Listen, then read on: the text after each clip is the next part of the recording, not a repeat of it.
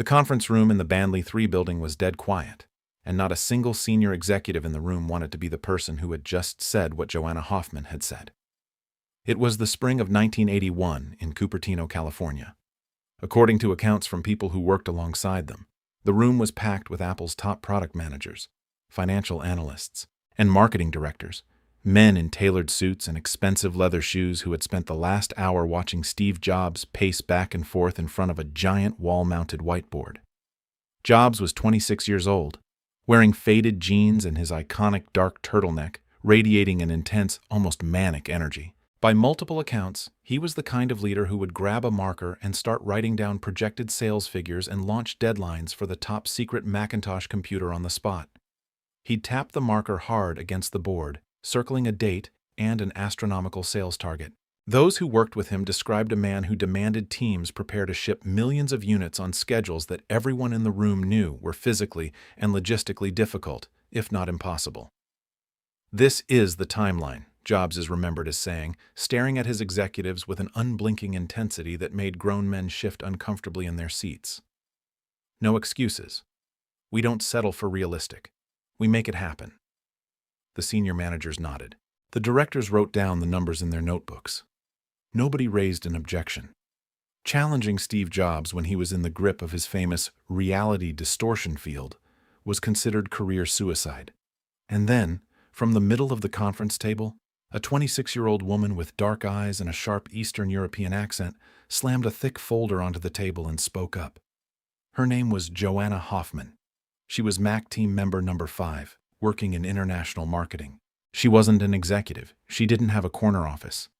Based on how those present later recalled it, she looked Steve Jobs dead in the eye and said something close to this. "Steve, those numbers are a complete fantasy. You're pulling deadlines out of thin air, and if you publish those projections, you are lying to the entire company." The room froze. It wasn't just a quiet room, it was a sudden, suffocating vacuum. The kind of silence that happens when someone pulls the pin on a grenade in a crowded elevator. Nobody moved. Nobody breathed. A vice president sitting next to Joanna slowly leaned back in his chair, trying to create physical distance between himself and the blast zone. A senior marketing director stared intently at his fingernails, pretending he was somewhere else entirely. The project manager nearest to Jobs looked as if he were watching a public execution. Steve Jobs stopped pacing. The marker stayed frozen in his hand, inches from the whiteboard. He didn't yell immediately. He didn't throw a tirade. Slowly, deliberately, Jobs turned his entire body toward Joanna. He lowered his head, locked his eyes onto her, and stared at her with the kind of intimidating silence that colleagues say had reduced seasoned tech veterans to tears.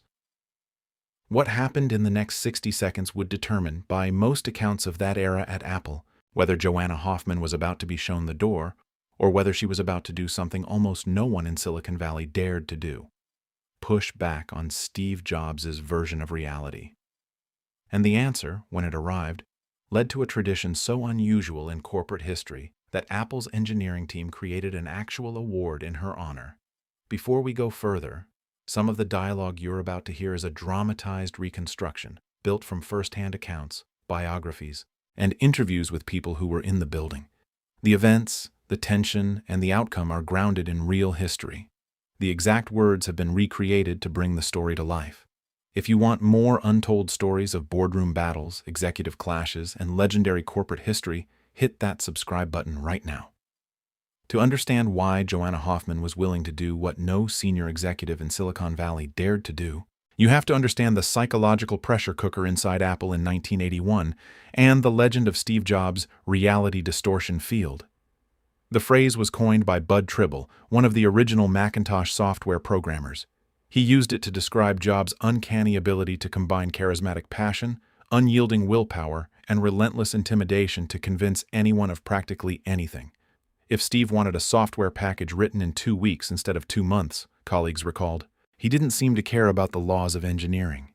He would stare at his team with dark, unblinking eyes, raise his voice, and declare that it would be done. And more often than not, people would work punishing hours, burn themselves out, and bend their own expectations just to avoid his wrath. Jobs wasn't an electrical engineer, and he wasn't a software programmer. His power lay in his refusal to accept human limitations or corporate compromise. If a vice president told him a production schedule was impossible, those who worked there say Jobs would accuse them of lacking vision, call their work inadequate, and threaten to remove them from the project. Execs kept quiet because arguing with Steve felt like standing in front of a freight train. But Joanna Hoffman wasn't an ordinary Apple employee, and by every account, she wasn't intimidated by a 26-year-old CEO throwing a corporate tantrum. Born in Poland, Joanna was the daughter of acclaimed Polish filmmaker Jerzy Hoffman.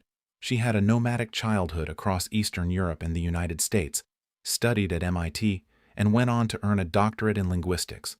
She possessed a brilliant analytical mind, a fierce sense of integrity, and an unshakable emotional resilience. To Joanna, Steve Jobs wasn't a mythical tech deity. He was a brilliant, impatient young man who needed someone to hold up a mirror to his delusions before he damaged the company he'd built. And in the spring of 1981, Jobs' ambitions were, by several accounts, threatening to outrun the Macintosh's actual readiness for launch.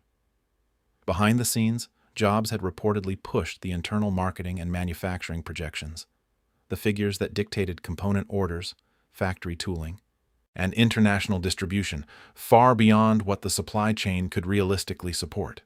Without fully consulting the manufacturing teams, he had moved the projected launch date forward and inflated the expected sales volume. He wanted to impress the board of directors and unsettle IBM. But in the real world of international manufacturing, you cannot order silicon chips, glass displays, and plastic casings out of thin air. Joanna had spent weeks analyzing the international supply chain data available to her team. She understood that suppliers in Asia couldn't produce custom components fast enough, and that rushing the manufacturing schedule risked shipping defect-riddled machines that would damage the Macintosh's reputation on arrival. While other senior executives reportedly knew these numbers were unrealistic, most chose silence. They chose organizational self-preservation. Joanna chose to speak up. She walked into that conference room with real data in hand, ready to confront Steve Jobs' projections head-on. And that was the moment when, as the story has been told by those close to the Mac team, Steve Jobs walked around the whiteboard, stood near her, and prepared to respond. Jobs walked around the long table, stopping near Joanna's chair. He leaned in, according to those who described the scene afterward, with the same terrifying intensity that colleagues said had caused some employees to consider quitting on the spot. "You don't understand the vision, Joanna," Jobs is remembered saying, his voice sharp and rising. "You're thinking like a bureaucrat. If we don't push this hard, we're just another computer company." In almost any other corporate office in America, a 26-year-old employee facing down a founder CEO might have backed off, apologized, and swallowed their pride. Joanna Hoffman, by every surviving account, didn't move an inch. "I'm thinking like someone who has to actually sell these machines to human beings?" she is said to have fired back, her voice ringing across the silent room. She opened her folder and set a sheet of paper down in front of him. "Look at the lead times from the chip suppliers. Look at the tooling schedules. You can push all you want, Steve, but you cannot make a silicon wafer appear 6 months faster. If you publish these numbers, the factories will fall behind, the hardware will suffer, and you could sink the Macintosh before it even leaves the building." The room stayed completely still. Senior vice presidents kept their eyes down, careful not to get pulled into the exchange. Separately, original Mac engineer Andy Hertzfeld recalled that Joanna was one of the very few people who could match Steve Jobs' emotional intensity, note for note. In another well-documented moment during the Mac's development, not the same meeting, but part of the same larger pattern, Hertzfeld recounted that when Jobs threatened to alter product specs late in the cycle, Joanna warned him she would put a knife through his heart if he did. She wasn't being dramatic for effect.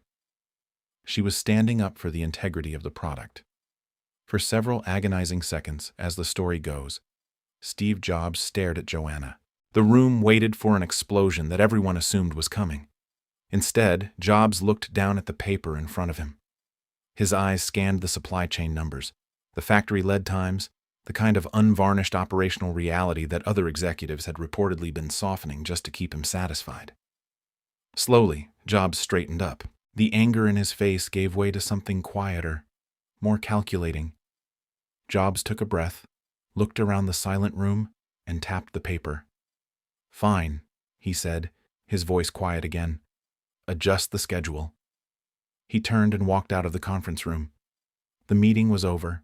Joanna had done what almost no one at Apple believed was possible. She had gotten Steve Jobs to walk back a public demand. Word of the confrontation spread through the halls of Bandley 3, and the engineering team was reportedly so struck by it that they decided to commemorate it. Mac engineers Andy Hertzfeld and Burrell Smith created a tongue-in-cheek internal honor, the Apple Hero Award. It was an informal, framed certificate given to whoever did the best job that year of standing up to Steve Jobs and pushing back on his more unrealistic demands. According to accounts from the Mac team, Joanna Hoffman won the award, and some retelling suggests she may have won it again the following year. A rare feat, if true. The fact that Joanna Hoffman was honored this way tells you a lot about the contradictory nature of Steve Jobs as a leader. In most companies, an employee who challenged a CEO this directly, in front of the entire executive team, might have been shown the door within the hour. Corporate culture usually favors deference over discomfort. But Jobs, for all his volatile temper, seemed to grasp something important. His reality distortion field was a double-edged sword. It could inspire engineers to do the impossible, but left unchecked, it could drive the company off a cliff. Jobs didn't just tolerate Joanna's pushback. By most accounts, he came to depend on it. When Jobs was forced out of Apple in 1985 after a boardroom battle with John Scully, he started a new company called Next. Among the very first people he recruited to join his founding team was Joanna Hoffman, reportedly because he wanted someone in the room who wasn't afraid to tell him when he was wrong. When the original Macintosh launched in January 1984, Joanna's international marketing work helped lay the groundwork for its global rollout. Because she had pushed Jobs to confront the realities of factory lead times and supply constraints, Apple was better positioned to deliver machines that actually worked at scale. Joanna Hoffman went on to become one of the more respected executives to emerge from that era of Silicon Valley, later portrayed in films about Steve Jobs' early career. Her story points to a broader truth about high-stakes leadership. Visionary founders don't usually fail because they lack big ideas. They fail when they build organizations where no one has the standing or the courage to hand them a reality check. An executive team that nods along to every demand isn't necessarily a sign of loyalty. It can be a sign of institutional caution taken too far. When the only information reaching a leader is what they want to hear, decisions start to drift from reality. By the accounts of people who were there, Steve Jobs tested everyone who worked for him, pushing them close to their limits. Some broke or backed down. But the few who held their ground and backed it up with hard data earned something rarer: his respect. This brings us to the central debate at the heart of modern corporate leadership. Was Steve Jobs right to informally reward an employee who publicly challenged his projections in front of his entire executive team? Management traditionalists might argue no, that allowing employees to bypass protocol and challenge authority this openly can create friction and signal that structure is negotiable whenever someone feels strongly enough. Others would argue the opposite, that a culture which punishes honesty and rewards polite silence eventually follows a charismatic leader off a cliff, and that celebrating the person who called out unrealistic thinking was one of the healthier things to come out of that era at Apple. What do you think? Did Steve Jobs handle Joanna Hoffman like a leader who valued the truth, or did this set an unusual precedent for corporate discipline? Let us know your thoughts in the comments below. And if you want more deep dives into the hidden power struggles, boardroom battles, and legendary leadership moments that shaped the corporate world, make sure to hit that subscribe button.